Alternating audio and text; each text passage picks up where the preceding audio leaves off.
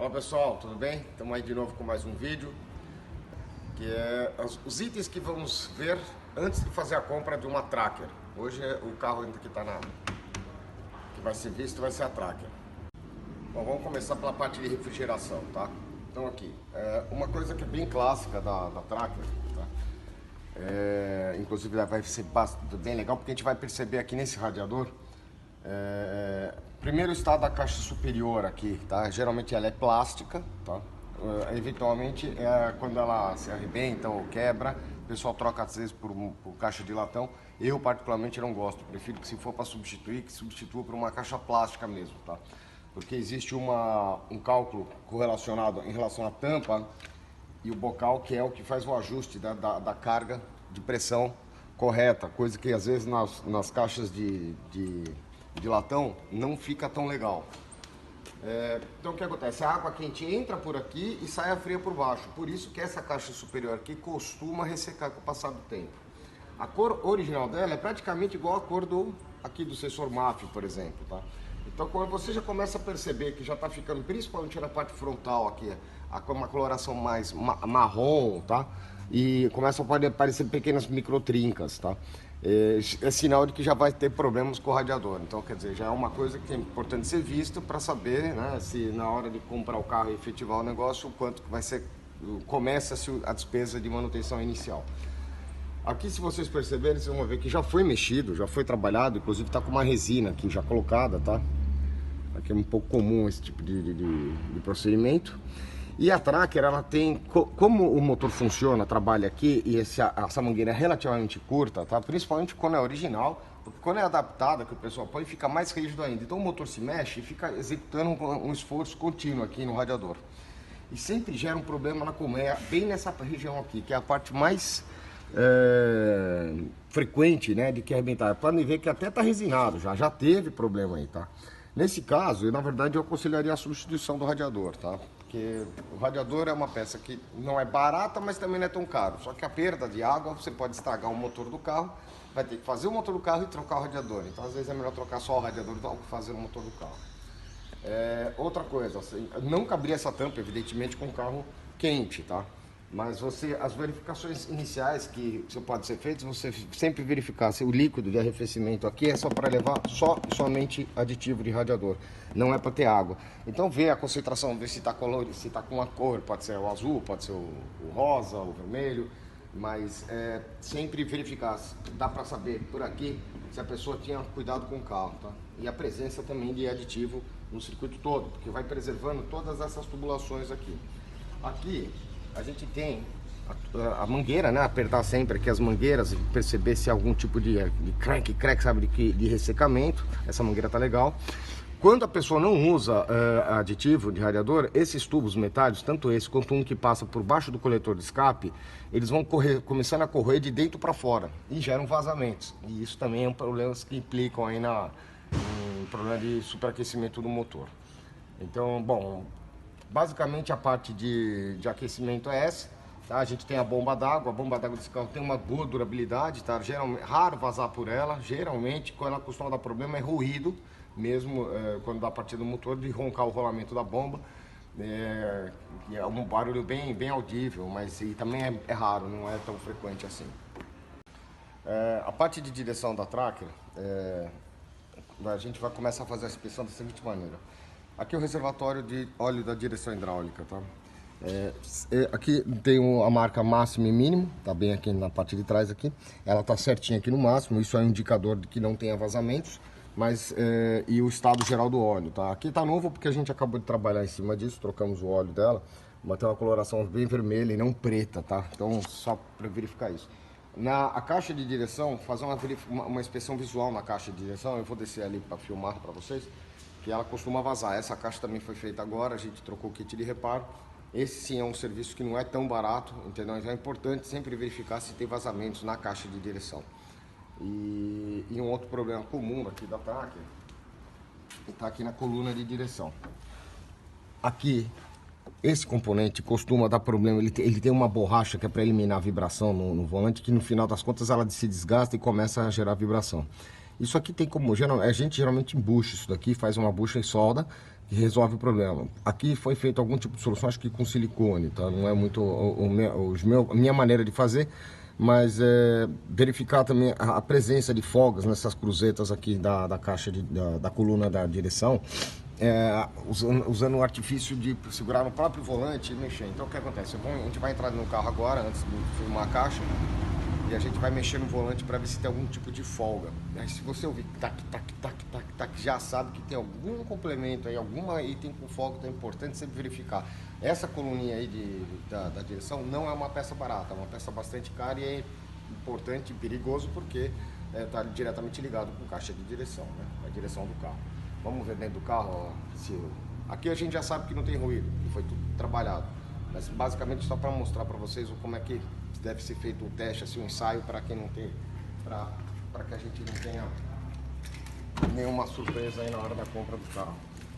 Então, aqui eu destravei a direção no primeiro clique, tá? Ó. Quando tá com problema ele já faz tac, tac, tac, tac, aqui dentro do carro mesmo, tá? Esse aqui tá jóia, nada de folga, tá bom? Bom, aqui tá, é a caixa de direção, então a gente tem aqui a coifa do lado esquerdo, do lado do motorista, tá? É aqui onde vai o peão, que pega com a cremalheira dela. Geralmente nessa parte aqui fica umas gotas de óleo de hidráulico, que é quando o coprone mais costuma vazar. Mas verificar se as coifas estão secas, tá? Aqui nesse caso aqui, até tanto o braço axial como o terminal de direção, apesar dessa aparência um pouco mais enferrujada, né? Típica das peças novas que não tem tratamento anticorrosão, algumas marcas. São todas novas, tá? Não foi trocado por nós agora, mas já tinha sido substituído há pouco tempo. Então, verificar quanto à folga, tá? É uma coisa que dá para ver mexendo no volante para direita e esquerda. Mas principalmente aqui, verificar nesse ponto aqui, tá? Bem aqui mesmo onde eu mostrei, se não tem a presença de óleo, tá? Que indicaria aí um vazamento na caixa de direção. Bom, aqui o reservatório de fluido de freio, tá? Sempre também verificar o estado geral que está o fluido. Se tiver muito preto, às vezes quando substitui o fluido, pode acontecer de você começar a ter problemas nesse componente. Esse componente é um componente que não é barato, tá? Então é importante fazer a troca de fluido continuamente. Então abrir aqui, dar uma verificada na coloração geral, tá? Isso aqui é só tirar a redezinha, tá vendo? Ele já está com uma coloração não agradável, tá vendo? Então aqui vamos providenciar a substituição do óleo e para evitar problemas futuros. Mas dê uma olhada aí como é que tá vendo? Isso daqui geralmente ele vai baixando o nível, tá? Conforme vai tendo desgaste de pastilha. Uma vez que foi trocada a pastilha de freio, deve ser sempre colocado no nível máximo e nunca deve ser adicionado óleo aqui, mesmo que ele vá baixando, porque aqui esse sistema aqui é um sistema que avisa, não acende a luz no painel, a mesma luz do freio de mão fica piscando, mostrando que já está na hora de trocar a pastilha, tá? Então esse aqui é o segredo de nunca ficar abastecendo isso daqui, só a não ser que tenha um vazamento para você não ficar sem freio, mas aí a luz vai se acender rapidamente. Se a luz se acender, verificar se está na hora de trocar a pastilha. Se a pastilha estiver ok, algum vazamento no circuito pode ter acontecido. Geralmente na parte dianteira do carro não costuma dar problema de vazamentos, tá? A não ser salvo eventuais casos onde o flexível de freio, tá? Que é a mangueira flexível da roda, tá aqui dentro, que é esse componente, tá? Verificar se eles estão secos, né? Se não tem presença de umidade nos flexíveis. Quanto às rodas traseiras, vamos lá agora.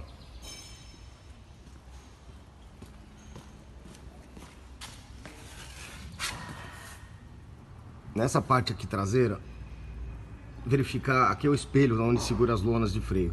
Bem nesse ponto aqui, ó, nessa curvatura, verificar se não existe a presença de umidade de óleo, seja de fluido de freio ou até vazamento de óleo do próprio diferencial, ambos os lados, tá vendo? Tá tudo bem sequinho aqui, tá jóia. Parte de suspensão, na verdade tem muita coisa de suspensão que não basta um teste simples para tentar identificar quais são os problemas. Mas uma das condições bacanas seria fazer esse movimento aqui com a roda, tá? Se tivesse algum tipo de problema lá naqueles braços de direção, daria para sentir um clac-clac aqui. Esse movimento aqui assim, ó. Quando ele começa a gerar uma folga, quando tem folga no rolamento, ele faz tunk, tunk, tunk, tunk, tunk, e é uma peça que também não é muito barato o cubo de roda aqui, que é um rolamento integrado. Então fazer esse tipo de movimento para também tentar identificar se há algum tipo de folga. Pode ser folga tanto de cubo de roda quanto também de aço de amortecedor, uma vez que a suspensão, o amortecedor dianteiro, ele é o terceiro braço de suspensão que sustenta a roda, tá? Uma coisa que costuma acontecer com frequência nas trackers é o travamento, a dificuldade da haste trabalhar no próprio amortecedor. Então, sempre executar esse tipo de, tá vendo? Essa função para baixo e verificar se o carro está trabalhando, tá vendo? Perceba-se que ele trabalha em relação à roda aqui, ó. Então, o amortecedor está trabalhando normalmente sem nenhum tipo de rangido, tá? Então, isso aqui é um determinante para saber também se você vai ter que investir em amortecedores, que também não é lá muito barato os dianteiros. Mas aqui tá jóia, também não tem problema não. Embaixo, outra coisa que é um problema meio que crônico da tracker são as buchas de barra estabilizadora e as bieletas, principalmente se o carro tiver kit de suspensão, ele tiver levantado. Geralmente quando a gente põe um kit, a gente até remove a barra de direção, a barra estabilizadora, mas no nosso kit apenas, que é com a troca de substituição da mola por uma de constante elástica maior. Essas buchas da barra até não é tão caro, as originais, eu sempre recomendo que a colocação das originais, e ela gera um barulho bem chato mesmo, sabe? Então tem uma maneira legal de você conseguir perceber. Eu vou filmar embaixo de novo aqui para mostrar a barra, mas eu faço um teste usando duas pessoas. Uma checa, enquanto que a outra aqui nessa parte, cuidado para nunca pegar aqui para não quebrar esse acabamento, fazer esse movimento. Geralmente quando está estragado, só de fazer esse movimento aqui já fica toque, toque, toque, tá? A bucha da barra não é tão cara, mas a bieleta, só a original mesmo de verdade que presta, viu? As outras que a gente já tentou usar, funcionam, mas não tem o mesmo tempo de vida nem de perto. E essa bieleta original, essa sim, da estabilizadora, é cara pra chuchu. Então, bom, vamos lá. Eu vou entrar a filmar embaixo a barra estabilizadora. Enquanto que eu vou pedir para o meu colega me ajudar aqui balançando o carro, tá bom? Tá, então aqui ó, a gente tem aqui nesse extremo aqui a bieleta, tá? Costuma dar muito problema exatamente, não só na fixação dela na barra, como também a folga no esférico da bieleta, gerando um ruído considerável. E aqui é a bucha da barra, tá? Aí você consegue perceber no caso a barra trabalhando dentro da bucha. Pode balançar, por gentileza.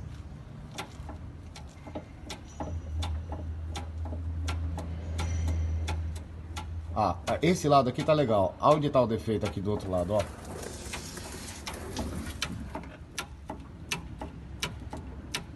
Consegue perceber a folga? Isso gera um ruído dentro do carro cavalar, viu? Então, inclusive, um dos barulhos que estava me incomodando, acabamos de achar. Obrigado, pode parar. Inspeção da barra toda, as bieletas estão ok. Então vamos substituir essas buchas agora aqui para eliminar o ruído aí da barra de estabilizadora. Já estamos aqui debaixo do carro. Aqui é o diferencial dianteiro. Esse aqui é a tulipa, que a gente chama, que é a mocinética interna do lado direito, tá? É muito comum aqui também apresentar vazamento de óleo, tá? Então sempre verificar se não tem vazamento de óleo aqui, porque isso aqui com certeza aí entraria aquele componentezinho que a gente fala que a gente fabrica, né? Que é o de nylon, que é o mancal de nylon para tirar a folga da tulipa. Fica show de bola. Mas sempre verificar se isso aqui está bem encaixado e não tem vazamento de óleo. Se tiver, vai ter que parar para fazer manutenção. Aproveitando também essa parte de tração, verificar o estado das coifas, né?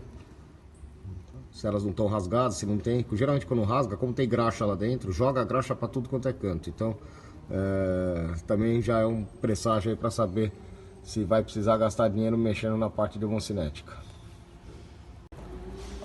Um outro item é o seguinte, eu vou explicar rapidamente aqui, como já tinha explicado em outros vídeos, também o sistema de funcionamento do 4x4 dele. Então a alavanca, primeiro, esse 4x4 não é integral, tá? Então tem que ir no asfalto ou piso firme sempre andar a 2x4. Quando você liga a tração, ele faz a conexão do cardan em relação à caixa de transferência, tá? Então prestar atenção com o carro já em deslocamento, se a partir do momento que você faz essa conexão do 4x4, se começa um barulho de tipo roncado, Isso costuma acontecer com uma certa frequência para quem não usa o 4x4. Então o que acontece? O cardã dianteiro ele fica parado e ele vai macetando em cima dos rolamentos de rolete que estão dentro da caixa de transferência. E aí gera uma marca na pista, estraga o rolamento, e esse é um serviço que também não é muito barato de ser feito. Então verificar na hora que engata o 4x4, como se não necessariamente você precisaria estar num lugar de lama ou de areia para poder fazer esse teste. Você pode ligar o 4x4 andando em linha reta. Antes de fazer a curva, desliga de novo, só para não forçar o sistema. Quando você liga o 4x4, ele faz a conexão do cardan dianteiro com a caixa de transferência. E tem uma cebolinha, um switchzinho que manda informação para o módulo de injeção eletrônica. O módulo de injeção eletrônica manda informação para a motobomba, que fica alocada atrás do para-choque. Daqui a pouco eu mostro para vocês exatamente. A motobomba começa a funcionar, carrega uma pressão de até 6 libras, 6 PSI. Quando chega nessa, ele joga essa pressão para dentro do diferencial para fazer o acoplamento. Tá? Aí, assim que chega e estabiliza essa pressão de 6 PSI, aí ele devolve o sinal, a resposta para o módulo, que aí sim manda o sinal para acender a luz do 4x4. O que eu quero dizer com isso tudo? Qual que é a importância? Eu vou ligar aqui a ignição e vou ligar o 4x4. A motobomba começou a funcionar e a luz do 4x4 se acendeu aqui no painel. Ela deve permanecer acesa, ela não deve ficar piscando. Tá? Se estiver piscando, já tem algum tipo de falha no sistema de pressurização da motobomba. Então, não é um serviço caro de ser executado, mas vai ter que ser feito um reparo. Porque ele começa com problemas de vazamento até o dia que você realmente precisa do 4x4 e ele não entra em ação, tá bom? Nesse carro aqui, a gente fez a substituição, tá? Vamos falar de embreagem agora. Nesse carro a gente já fez a substituição do cilindro de embreagem, do mestre, no superior. E fizemos uma limpeza no inferior que estava com muita porosidade, corrosão, a gente limpou direitinho e parou de vazar lá embaixo. O de cima não teve jeito de recuperar. Ele costuma, depois de um determinado tempo, dar problema. Ele começa a vazar o fluido, que ele usa o fluido de freio, tá? O circuito de embreagem, usa o mesmo tipo de fluido que o DOT 3, que é o fluido de freio. Mas não tem nada a ver com o freio propriamente dito. Ele começa a vazar para trás do cilindro mestre, aqui debaixo do carro, vai e desaparece. Ou seja, as pessoas simplesmente ficam sem embreagem. Muita gente me liga aqui, o carro, o pedal da embreagem ficou bobo, não consigo sair com o carro. Falei, vai lá e verifica o nível. Aqui foi importante fazer porque não tinha jeito, estava vazando muito. Do jeito que você colocava o fluido lá, já vazava para dentro. Por que eu já mostro já para vocês o cilindro lá para fazer a identificação correta do componente. O que costuma gerar esse tipo de problema é o peso da embreagem. Por exemplo, essa embreagem aqui, geralmente da Tracker, a gente acaba trocando antes por conta de tanto esforço que tem que ser feito, propriamente dito, do que por desgaste, porque começou a patinar. Vai ficando insustentável. A embreagem da Tracker ela começa a ficar dura.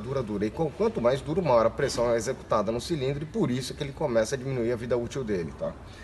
Nesse caso aqui, o cliente não quis substituir a embreagem ainda, tá? Vai deixar um pouco mais para frente, mas a embreagem está um pouquinho mais dura do que deveria.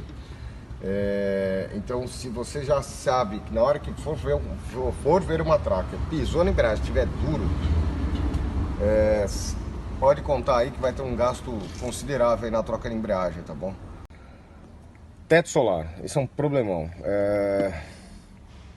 Aqui eu não vou nem fazer a simulação, porque eu vou mostrar. Vamos ver em cima, quer ver?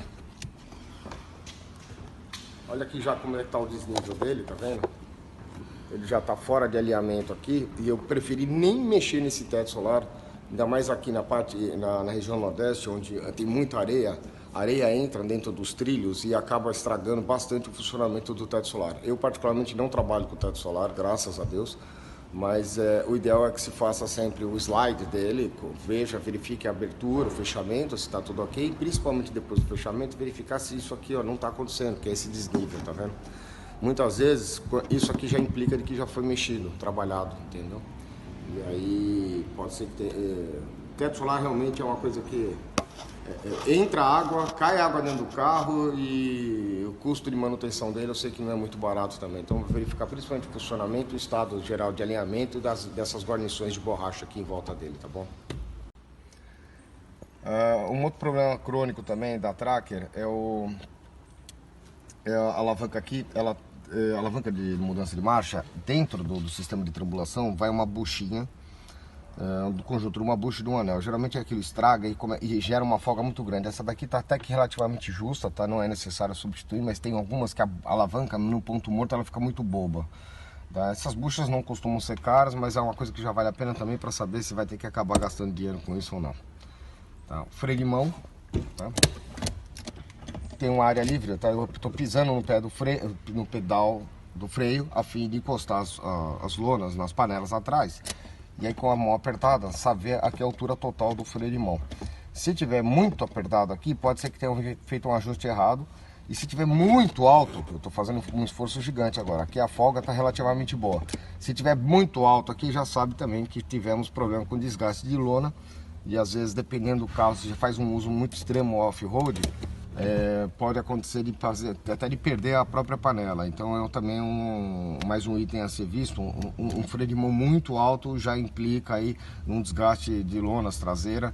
Ou possivelmente às vezes até panela, tá? Não é tão barato como pastilha, não é um absurdo de caro, mas digamos que também não é um componente muito barato não, então é importante ficar de olho nisso aí também.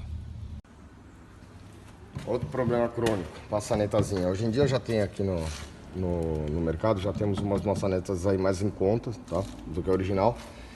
O grande problema dessas maçanetas é que geralmente aqui dentro começa a abrir uma certa folga, então o curso de abertura dela é muito pequeno, tá? E se já tiver um pouco de folga, a pessoa tem que acabar forçando muito ela e acaba trincando. Ela geralmente começa trincando aqui, então verificar se essa maçaneta está bem preservada.